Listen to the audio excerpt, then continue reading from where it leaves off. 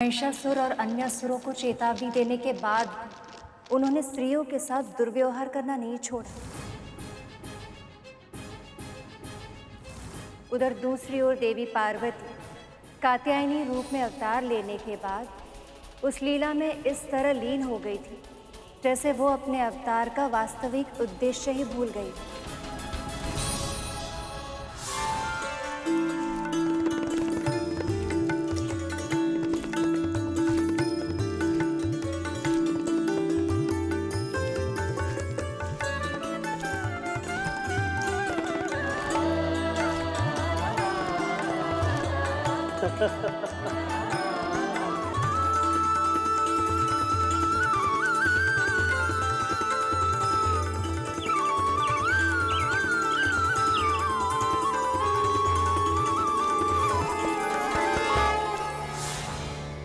फिर क्या हुआ माँ?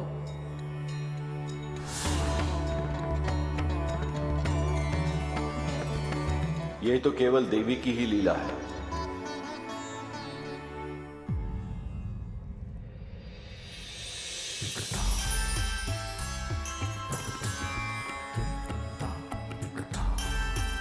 आप सब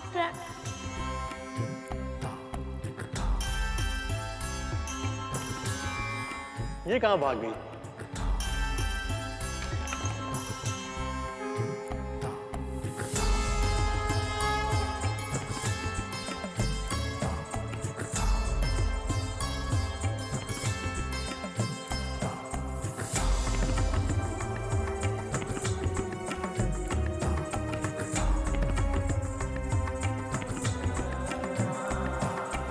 त्रिदेव आप और सभी देवतागण, आप सब एक साथ यहाँ। बताइए आपकी क्या सेवा कर सकता हूं मैं? आपको नहीं, सेवा आपकी पुत्री को करनी होगी, संसार की सेवा। महिषासुर का वध केवल वही कर सकती है। महिषासुर का वध केवल वही कर सकती है। महिषासुर का वध केवल वही कर सकती है।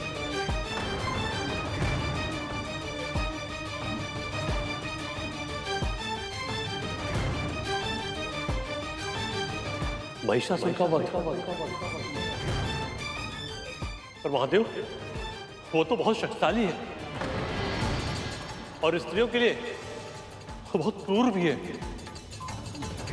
कैसे अपनी कोमल पुत्री को उसके सामने भेजूंगा? जब आंधी चलती है तो बड़े बड़े वृक्ष गिर जाते हैं, पर ये कोमल घास, इसकी जड़ें इतनी शक्तिशाली होती हैं कि बड़ी बड़ी आंधी भी इसको हानि नहीं पहुंचा पाती। ऐसी ही शक्ति है आपकी पुत्री में ऋषिवर। वो देखने में कोमल अवश्य है, पर उसकी जड़ें बड़ी शक्तिशाली हैं।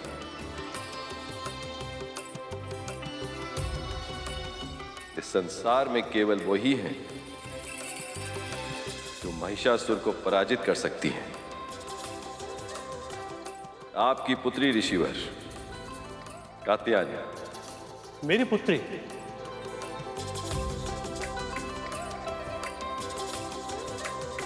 महादेव, दुष्ट को दंड तो मिलना ही चाहिए।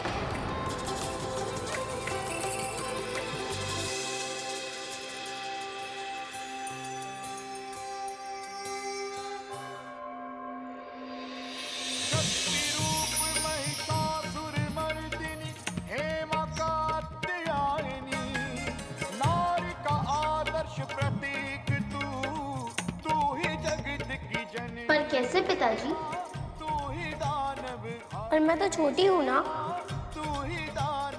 आपकी लीला बहुत मनोरम है माँ,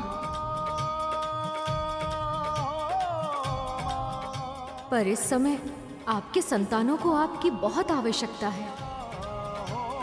स्त्रियों पर महिषासुर का अत्याचार निरंतर बढ़ता ही जा रहा है, इसलिए दया कीजिए माँ, अपना ये अवतार शीघ्र ही पूर्ण कीजिए।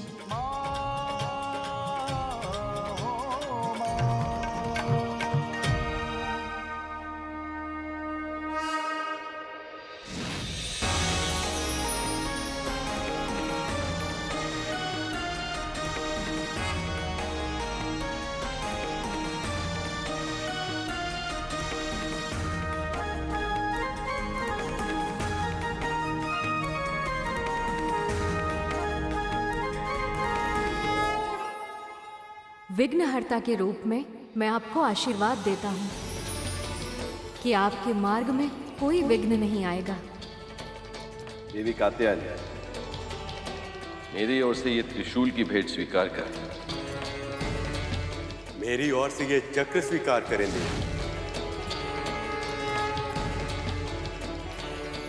ये शंख मेरी ओर से मां। माँ, ये अग्नि अस्त्र मेरी ओर से। ये वायु अस्त्र स्वीकार कीजिए मां। ये वज्र मेरी ओर से स्वीकार करें देवी। मेरा तेज आपको समर्पित है मां। कभी ना मुरझाने वाला ये कमल, इस भेंट को विश्वकर्मा की ओर से स्वीकार करें मां। मैं ब्रह्मदेव भेंट स्वरूप ये सिंह आपको अर्पित करता हूं। इसे स्वीकार कर मुझे कृतार्थ करें।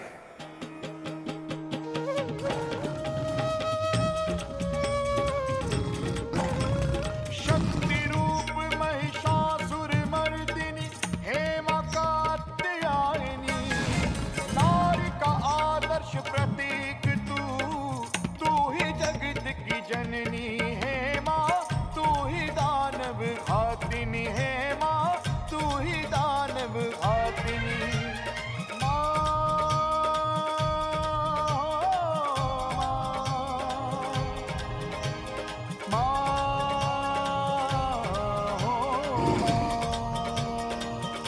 महिषासुर का वध अवश्य होगा, परंतु सही समय आने दो,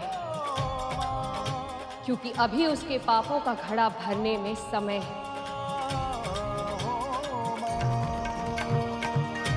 और फिर मैं एक माँ भी हूँ। उसका वध करने से पहले उसे अपना व्यवहार सुधारने का एक अवसर अवश्य दूंगी।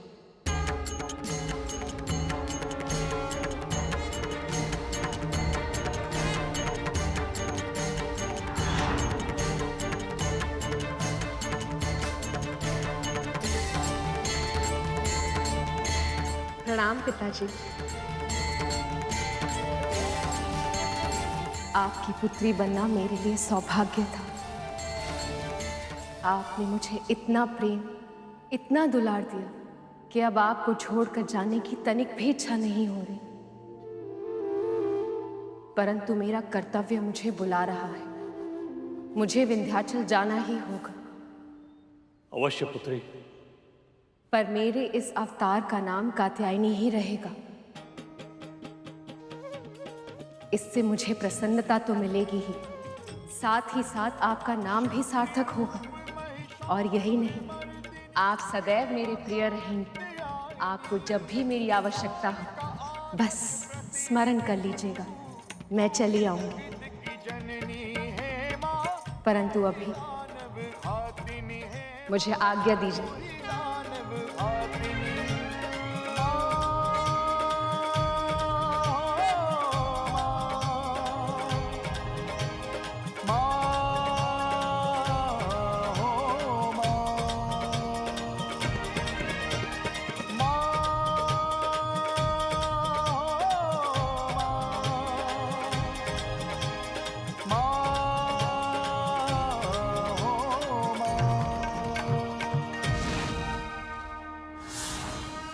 फिर मां कात्यायनी सिंह पर आरूढ़ होकर विंध्याचल चली गई।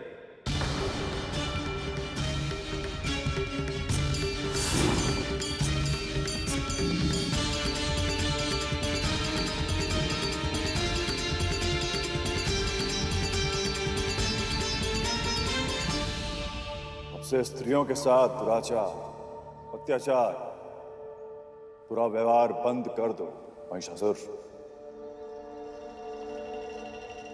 अर्थात मैं एक स्त्री से भयभीत हो जाऊं। गुरुदेव, कदाचित आप ये भूल रहे हैं, आप ही के मार्गदर्शन में केवल वो तुच्छ देवता ही नहीं, स्वयं नारायण भी मेरा कुछ नहीं बिगाड़ पाए। तो फिर एक दुर्बल अबला नारी। स्त्रियों को अबला समझकर उनका शोषण करना संसार की सबसे बड़ी मूर्खता है असुरराज। स्मरण रखो, नए जीवन को जन्म देने की शक्ति केवल स्त्री के पास होती है, और जो रचना करने में सक्षम है विनाश भी उसी के संकेतों पर नृत्य करता है। किंतु गुरुदेव, मेरा सजन की गोद में खेलता है विनाश। गुरुदेव, वो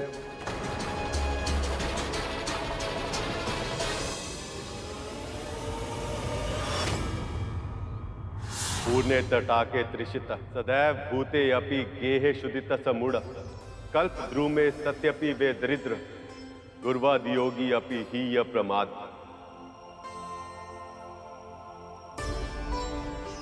अर्थात जो व्यक्ति गुरु प्राप्त होने के बाद भी अज्ञानी बना रहे, उस ज्ञान के अनुरूप आचरण न करे, तो वो मूर्ख, जल से भरे सरोवर के निकट होते हुए भी प्यासा, घर में अनाज होते हुए भी भूखा और कल्प वृक्ष के निकट होते हुए भी दरिद्र ही होता है। आकाशवाणी और स्वप्न संदेश मिलने के बाद, गुरु के मना करने के बाद भी महिषासुर ने स्त्रियों का सम्मान करना नहीं सीखा। जैसे अहंकार ने उसके मन को घेर लिया। सर्वाधिक शक्तिशाली होने के आभास के कारण उसके कान कुछ भी उचित सुनने के लिए तैयार नहीं थी। समझ में अभिमान का आवरण पड़ गया था। ये सब देखने के बाद त्रिदेवों ने निर्णय किया कि उसके पाप के घड़े को शीघ्र ही भरना होगा, तभी माँ कात्यायनी उसका वध कर पाएगी, और ये सब वही कर सकते थे।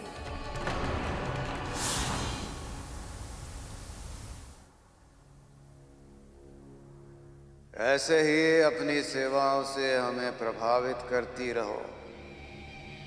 बहुत आनंद आ रहा है।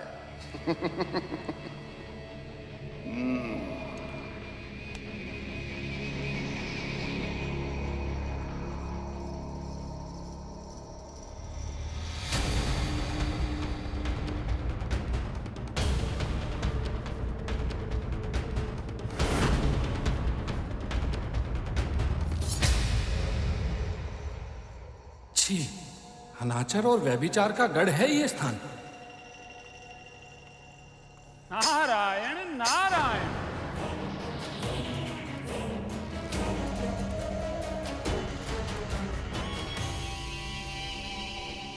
अंततः मेरे इस संतापुर ने आपको भी आकर्षित कर ही लिया। आइए और अनंत भोग विलास का आनंद लीजिए। देवऋषि, तनिक भी संकोच मत कीजिए, मैं किसी को कुछ नहीं बताऊंगा। नारायण नारायण। ऋषि मुनियों को भोग विलास महाराज शोभा नहीं देते। मैं तो यहाँ किसी और ही कार्य से आया था। मुझे ज्ञात है तुम दुर्बल हो, किंतु तनिक अपने इन सुंदर हस्तों को थोड़ा कष्ट भी तो दो। बिना बल के तो अंग मर्दन में भी कोई स्वाद नहीं आता सुंदरी।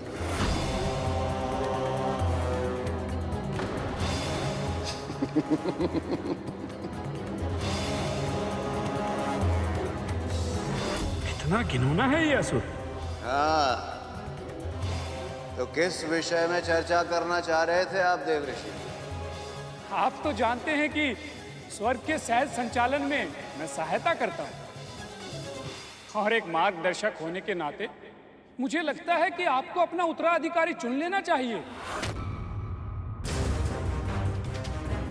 ताकि स्वर्ग का साम्राज्य आपकी मृत्यु के पश्चात असुरों के पास ही रहे। नारायण नारायण।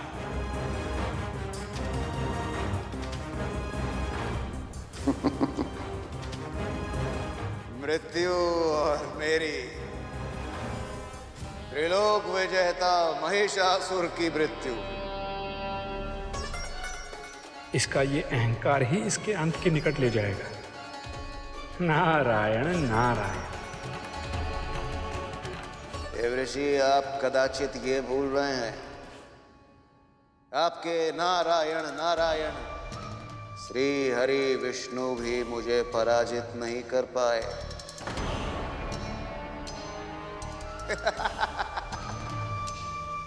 कौन मारेगा मुझे? कौन मारेगा? कात्यायन, कात्यायन, कात्यायन।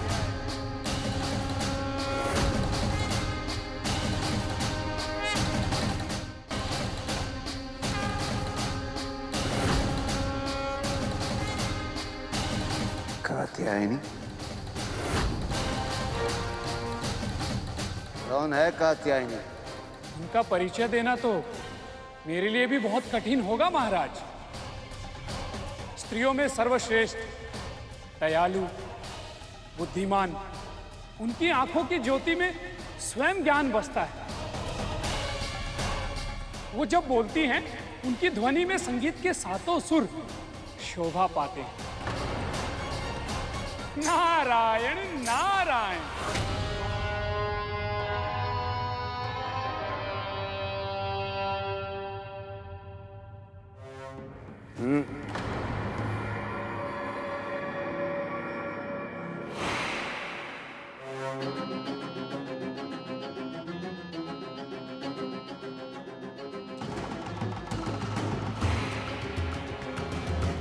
जिस स्त्री की तुम इतनी प्रशंसा कर रहे हो,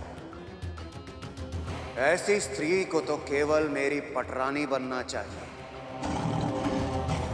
आपको सावधान करना मेरा कर्तव्य है महाराज। इस बारे में सोचिए भी मत। कात्यायनी से आप जितनी दूरी बनाकर रखेंगे, उतना ही अपने आप को सुरक्षित पाएंगे। देवऋषि,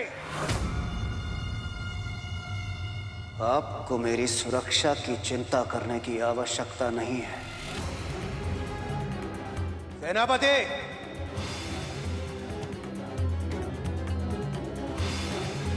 जाओ और उस स्त्री को मेरे समक्ष लेकर आओ। यही तो है मेरी योजना। कैसे भी तुम लोग बस माता के पास पहुंचो। एक बार वो मेरी रानी बन जाए, उसके बाद उसका मुझे मार पाना तो असंभव होगा। वो स्वयं ही मेरी दीर्घ आयु के लिए जब तक व्रत रखेगी, संसार की सर्वश्रेष्ठ सुंदरी। यही कहा था ना तुमने नारद? उसके सौंदर्य का आंकलन करने के लिए अब मुझसे और प्रतीक्षा नहीं होती। सेनापति, जाओ और अभी इसी क्षण उस स्त्री को मेरे समक्ष लेकर आओ।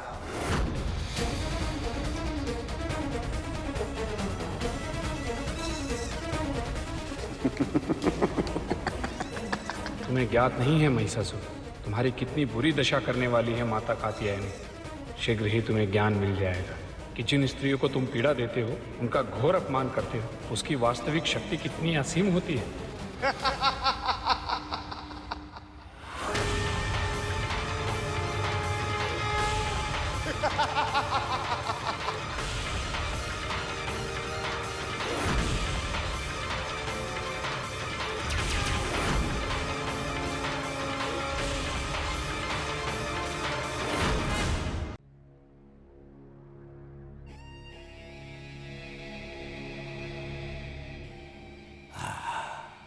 इतनी अच्छी सुगंध।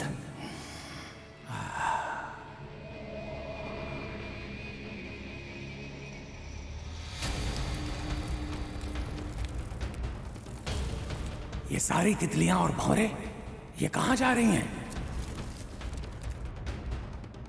चलो।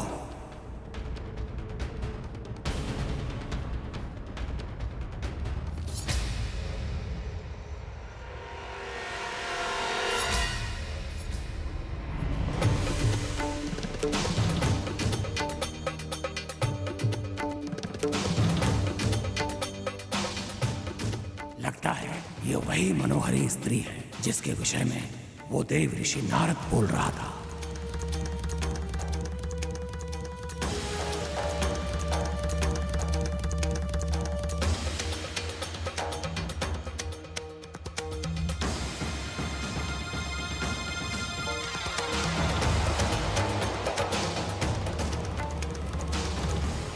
यही है वो सुंदरी,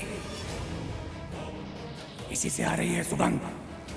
गौर वर्ण की त्वचा, इतने लंबे घने बाल, सचमुच पीछे से देखने पर भी इतने आकर्षण का आभास हो रहा है, तो सामने से कैसी दिखती होगी ये।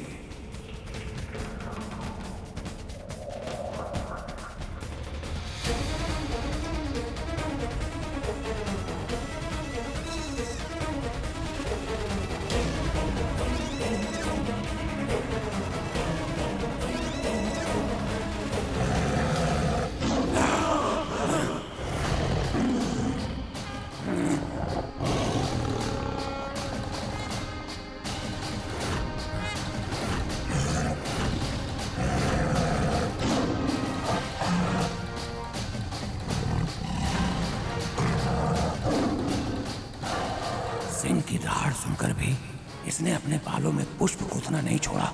क्या इसे सिंह से भी भय नहीं है?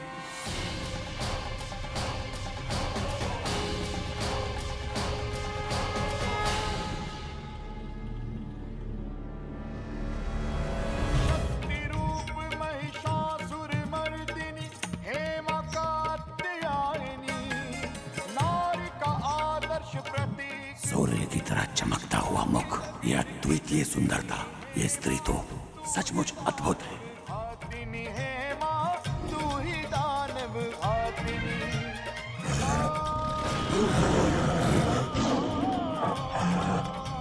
अच्छे बालक ऐसे क्रोध नहीं करते।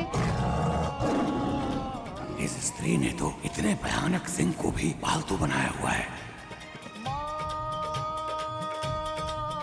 कौन है आप सब? क्या चाहिए मुझसे? क्यों आए हैं यहाँ? आपको हमारे साथ चलना होगा। त्रिलोक विजयी, स्वर्ग के स्वामी, महाशक्तिशाली महाराज महिषासुर आपसे विवाह करना चाहते हैं।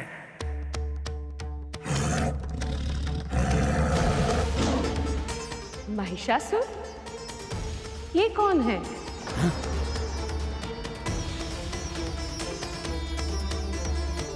तुम पूरी तरह से अज्ञानी हो या किसी और संसार से आई हो कि तुम्हें असुरराज महिषासुर के बारे में भी नहीं पता।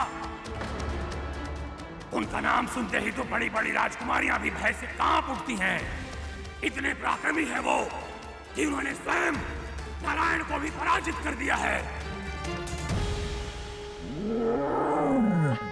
अरे अरे, बस बस बस। तुम्हारा ये व्यर्थ प्रलाप सुनकर तो मेरा सिंह भी उबासियां मार रहा। तो फिर ऐसे व्यक्ति में मुझे रुचि कैसे हो सकती है भला? जाओ, कह दो अपने महाराज से कि मुझे उनसे विवाह स्वीकार नहीं। हमारे स्वामी का प्रस्ताव अस्वीकार करने का साहस भी कैसे किया तुमने?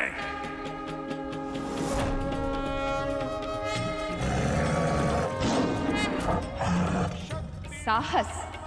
अरे, इसमें साहस का प्रश्न ही नहीं उठता। मुझे रुचि नहीं है तो मैंने ना कह दिया। अब तुम्हारे महाराज ने स्वयं देवराज इंद्र को पराजित किया है या स्वयं नारायण को पराजित किया है, मुझे इससे कोई अंतर नहीं पड़ता। मैं तो उसी से विवाह करूंगी जो मुझे युद्ध में पराजित कर सके। इसीलिए वापस लौट जाओ और कह दो अपने महाराज से कि यदि वो मुझसे विवाह करना चाहते हैं तो यहाँ पधारे और मुझसे युद्ध करें।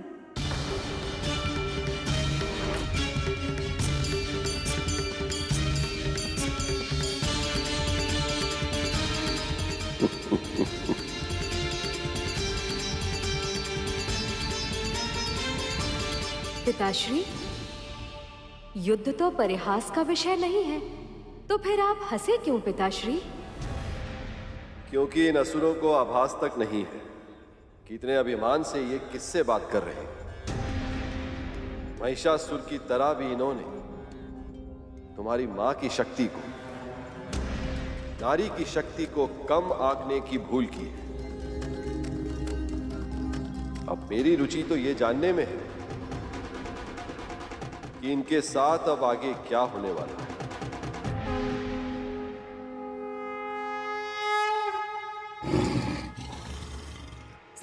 स्त्री हो तुम? तुमसे युद्ध करने के लिए हमारे स्वामी को आने की आवश्यकता नहीं है। उसके लिए मैं ही पर्याप्त हूँ। और मुझे तुमसे युद्ध करने की आवश्यकता नहीं। तुम्हारे लिए तो मेरा सिंहराज ही पर्याप्त है।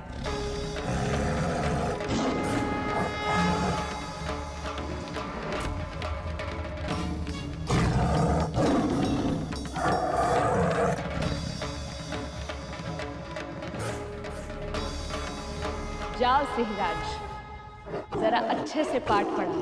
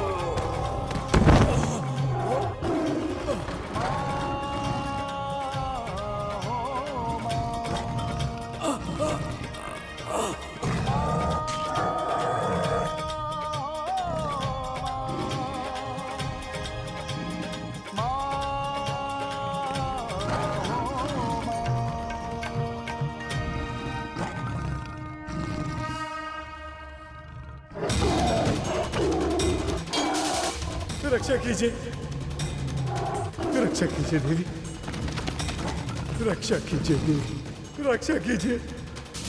ठहरो सिंहराज।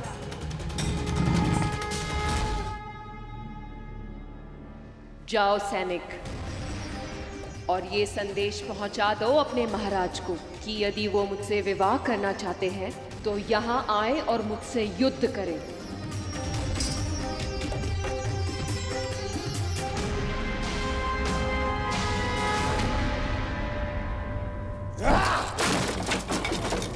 तुम एक साधारण स्त्री से पराजित होकर नहीं, बल्कि उसके पालतू पशु से भी पराजित होकर आए हो। और तुम्हारा इतना दुस्साहस कि तुम मुझे सुझाव दो कि मैं स्वयं जाकर उससे युद्ध करूं।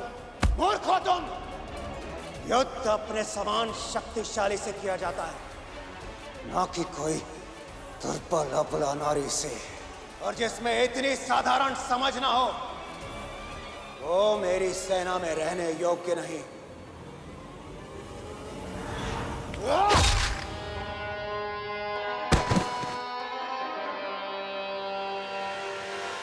विंध्याचल के लिए कूच करने की तैयारी करो।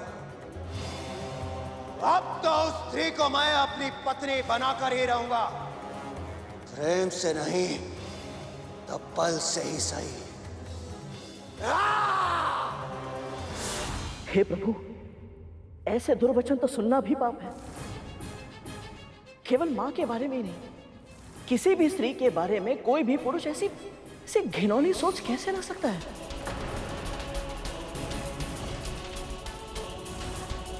पशु भी एक दूसरे के साथ इससे अच्छा व्यवहार करते हैं। सही कह रहे हैं भैया जी। जब एक गाय गर्भवती होती है तो एक सांड उसके भाग का घास चरना तो दूर की बात, उसे सूंघता भी नहीं है। वो भी एक माँ का सम्मान करना जानता है। पर ये महिषासुर, ये तो पशुओं से भी गया गुजरा है। नीचता की हर हद पार कर दी इसने। देवी ने उस राक्षस का वध कैसे किया, ये जानने के लिए ना अब तो हम भी व्याकुल हैं। ऐसे महादुष्ट को तो कठोर दंड बिल्कुल मिलना चाहिए। उसका दंड तो ऐसा होना चाहिए कि ऐसा दुष्कर्म करने से पहले उसके मन में विचार बार बार आए। और यदि ऐसा कर्म करने का विचार आए तो दंड के बारे में सोचकर उसका हृदय ऐसे कांप जाए, मां भगवती की कृपा से।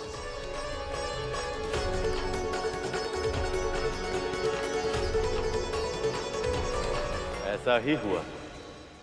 देवी कात्यायनी ने बड़ी ही चतुराई से अपने शत्रु को अपने सामने आने के लिए विवश कर दिया।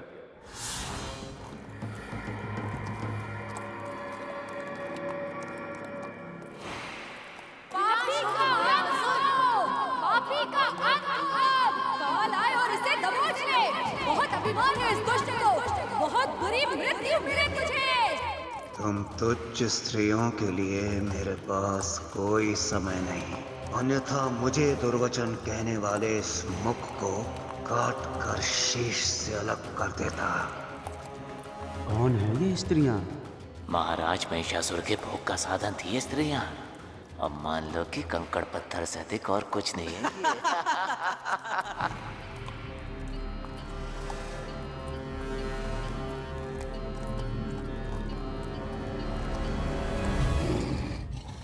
तुमने तो रक्तपान भी कर लिया सिंहराज, फिर भी इस मूर्ख का अभिमान समाप्त नहीं हुआ। पर अब इसे दंड देने का अवसर आ गया है।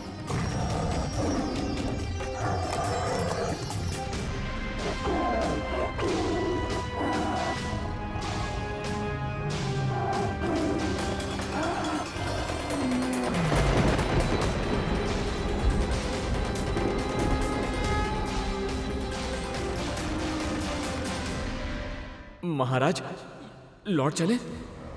लौटेंगे तो हम अवश्य, किंतु उस स्त्री को अपने साथ लेकर।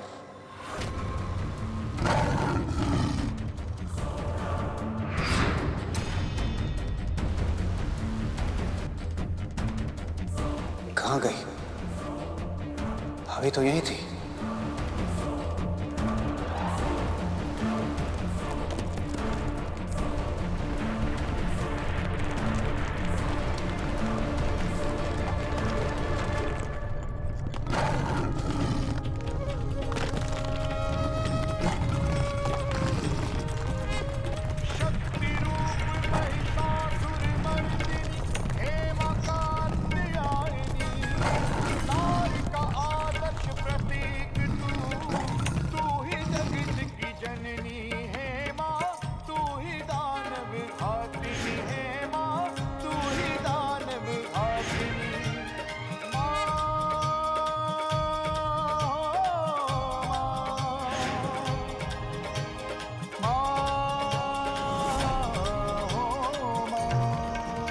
अद्भुत।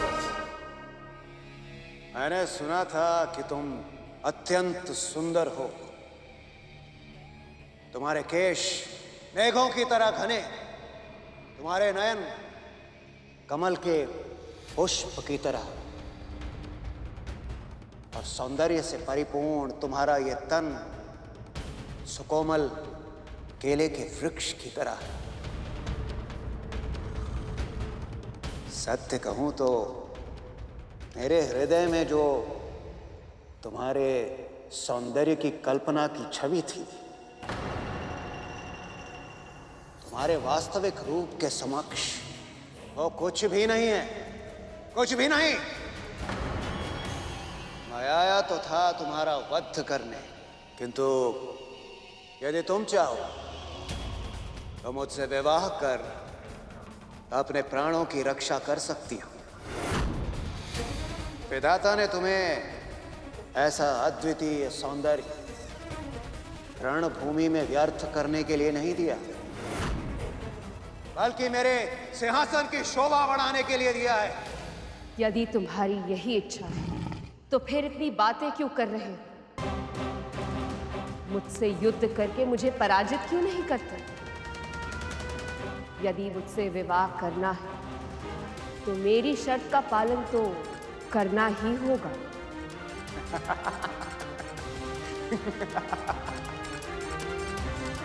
कोमल पुष्प अग्नि से भिड़ा नहीं करते सुंदरी। तुम्हें मेरी शक्ति का तनिक भी आभास नहीं है।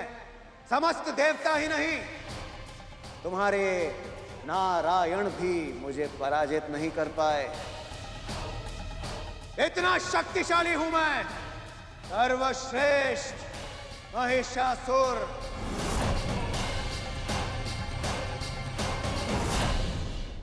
तो फिर अपनी शक्ति का अनुचित प्रयोग क्यों करता है तू?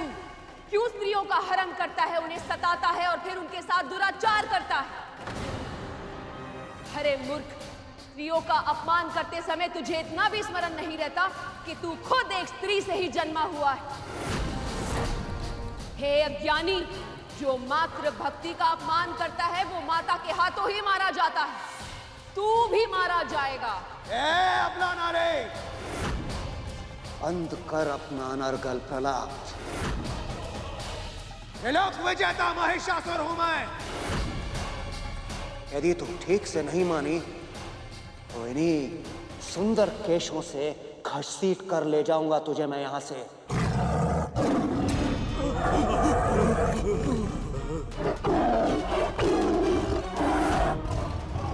तू मुझे छू भी नहीं सकता मूर्ख।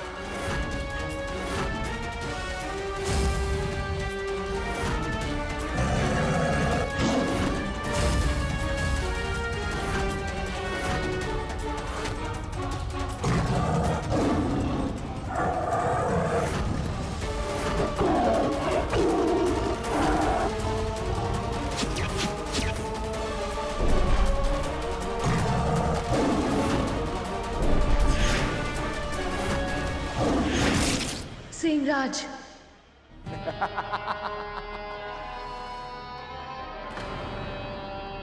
बड़ी देर से व्यर्थ में गर्जनाएं कर मेरी सेना को भयभीत करने का प्रयास कर रहा था ये सिंह। अपने बाणों से मैंने इसके मुख को सदा सदा के लिए बंद कर दिया।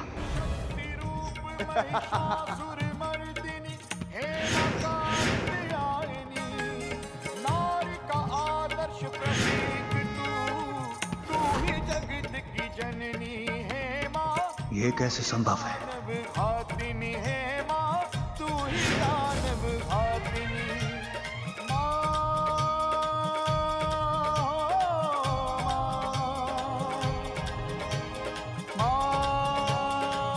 प्राण लेने वाले से रक्षा करने वाला सदैव बड़ा होता है महिषासुर।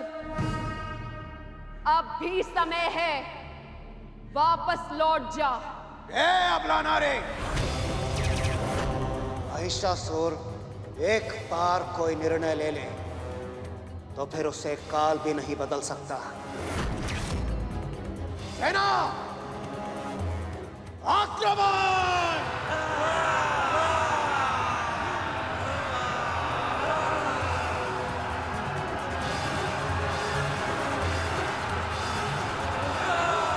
हे देवियां, मेरी सहायता हेतु कृपया प्रकट होइए।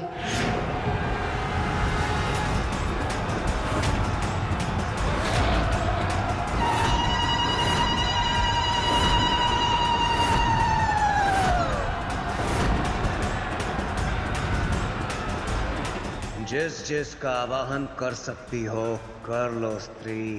कदाचित मेरा गुप्त अस्त्र तुम्हारी समस्त देवियों का काट होगा।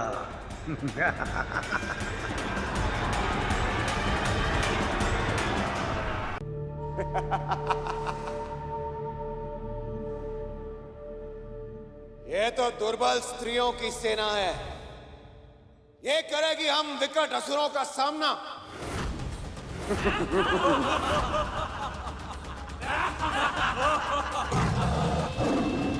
चूड़ी पहनने वाले हाथ केवल करची और बेलन चलाने के लिए होते हैं, ना कि अस्त्र उठाने के लिए। प्रतीत होता है तुम ऐसे नहीं मानोगी। आओ आओ देखो हम असुरों का पराक्रम।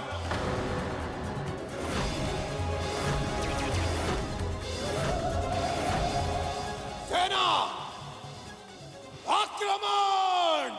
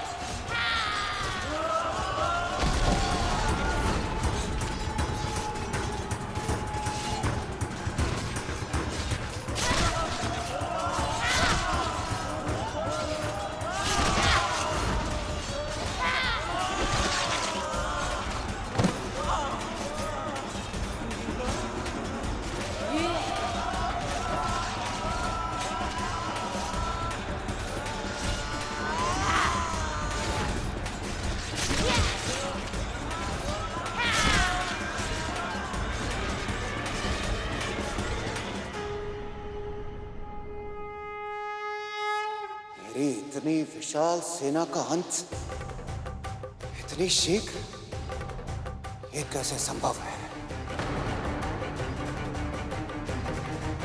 महिषासुर के जिन दुर्दांत सैनिकों के सामने हम सब हार स्वीकार कर चुके थे, उन्हीं दुष्ट और महा अत्याचारी असुरों को मां कात्यायनी की सेना साधारण शत्रु समझकर समाप्त कर रही है। सचमुच मां की शक्ति अतुलनीय है, अतुलनीय है मां की शक्ति। माँ का ऐसा स्वरूप मैंने पहली बार देखा है पिताश्री। मेरे लिए तो ये सदैव ही ममता की मूर्ति रही है। इनका रूप इतना रौद्र भी हो सकता है, मैं तो ये कल्पना भी नहीं कर सकता था। जब मानव धरती पर किसान बनकर कुदाल चलाता है तो वो अन्न उपजाती है, और जब मानव उसी धरती पर शोषण की सीमा तक दोहन करता है तो वही धरती भूचाल लाकर एक ही क्षण में मानवों को धराशाही कर देती है। इसी तरह हर स्त्री के अंदर असीमित शक्ति होती है, आवश्यकता और समय के अनुसार। तो उसका रूप सृजनात्मक और सहंकारी भी हो सकता है।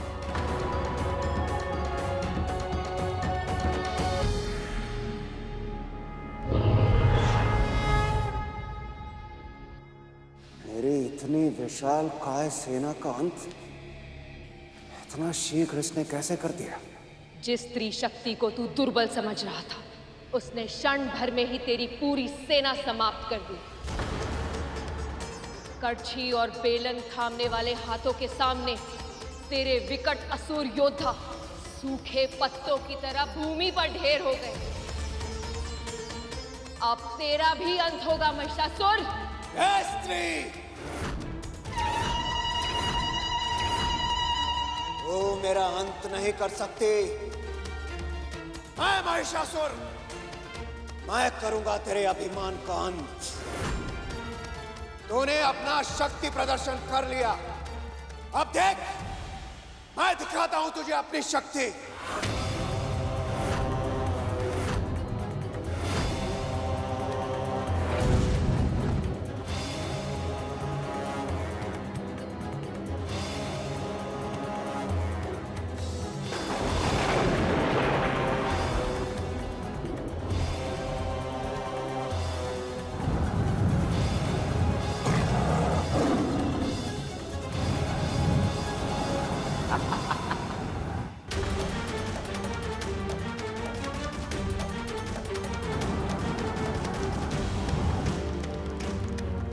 ये चक्रवात तो बहुत ही भीषण लग रहा है पिताश्री।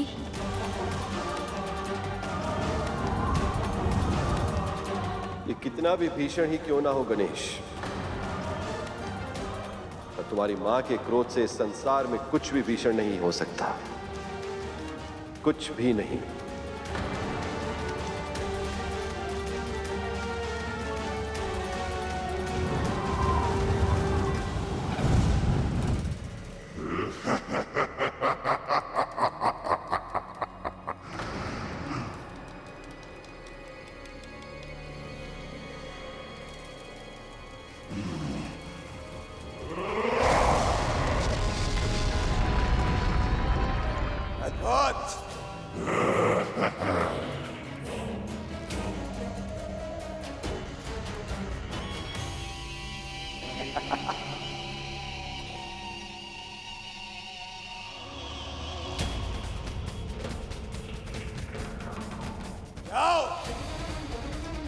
जाकर अपने जन्म के उद्देश्य को सार्थक करो। नष्ट कर दो शत्रु सेना को। जाओ।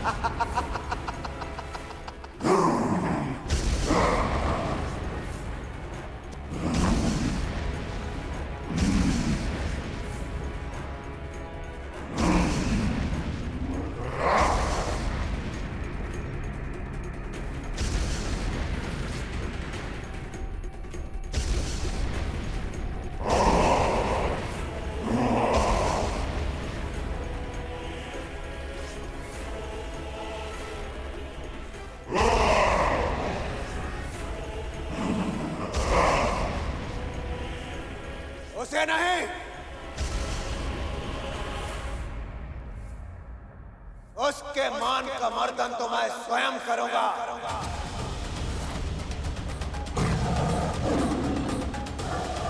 जाओ।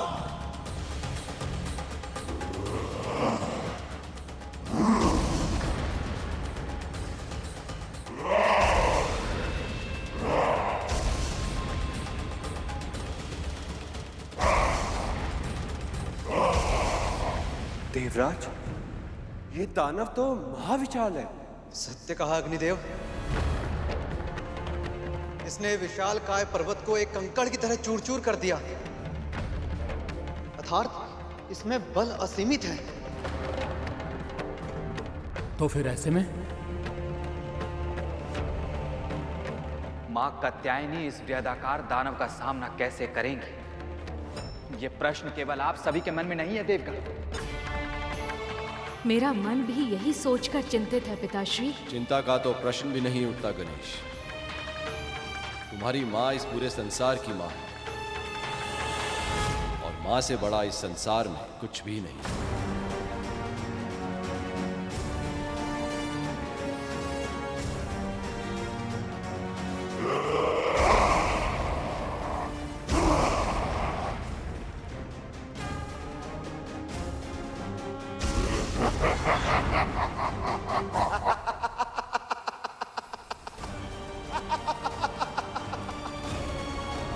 ये स्त्री सेना तो भयभीत होकर लुप्त हो रही है। ऐसी ही भयभीत होती रहना। कदाचित यही तुम्हारी नियति है।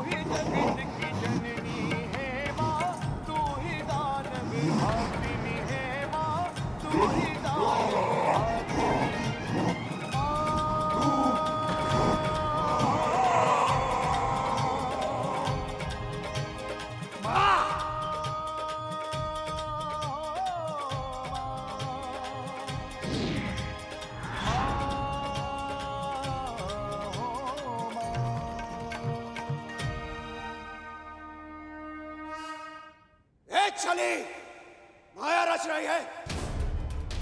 यदि साहस है तो वाह, आकर युद्ध कर महिषासुर से। कदाचित तू ऐसे नहीं मानेगी।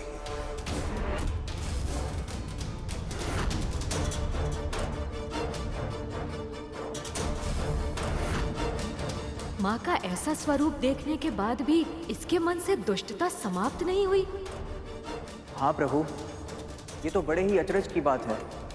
अपनी पूरी सेना और उस विशाल दानव की दशा देखने के बाद भी इसके मन में यह आभास नहीं हुआ कि ये माँ के सामने कितना तुच्छ है।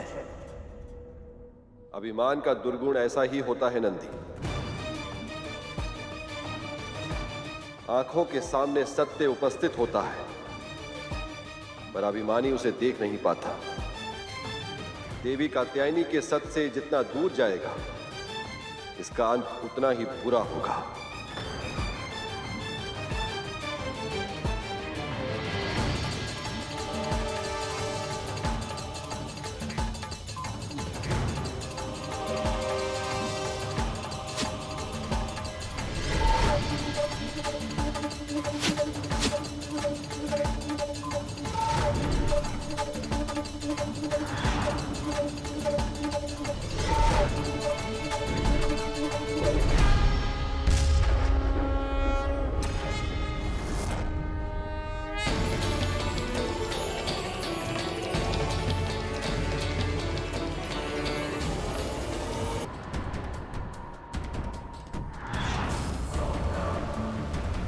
धनुष बाण चलाने में तो सिद्ध है, किंतु भाला कैसे चलाएगी? उसके लिए तो शक्ति चाहिए। कैसे सामना करेगी तू मेरा?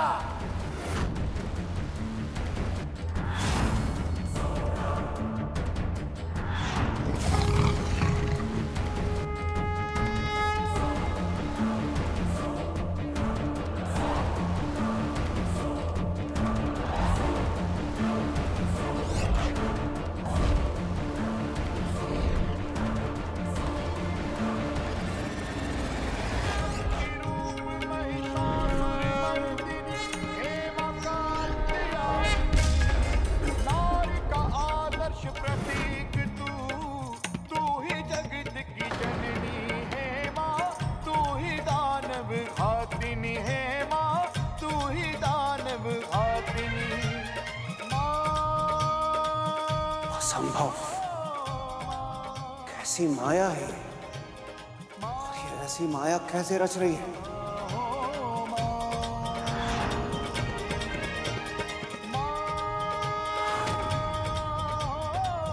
इंद्र का वज्र,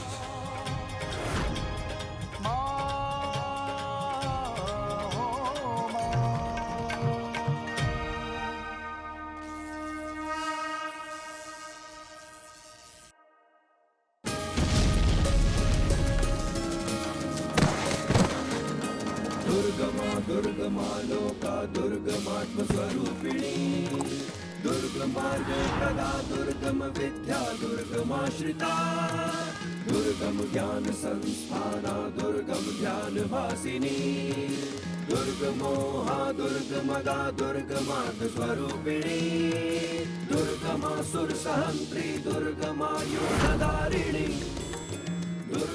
मेरे सभी अस्त्र व्यर्थ हो रहे हैं। ये क्या हो रहा है मेरे साथ और कैसे?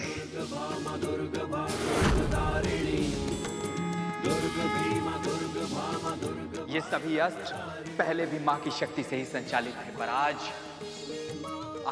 माँ के हाथों में आकर इनका अधिकतम उपयोग संभव हो गया है, जिसके कारण ये अस्त्र और भी अधिक सार्थक हो गए हैं।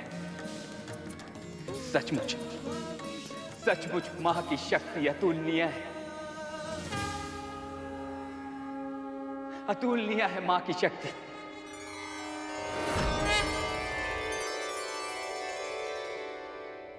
कैसे संभव है ये? कैसे इतनी शक्ति है तुझमें? ऐसी माया रच रही है तू? अब भी तेरा अभिमान पूरा नहीं हुआ महिषासुर?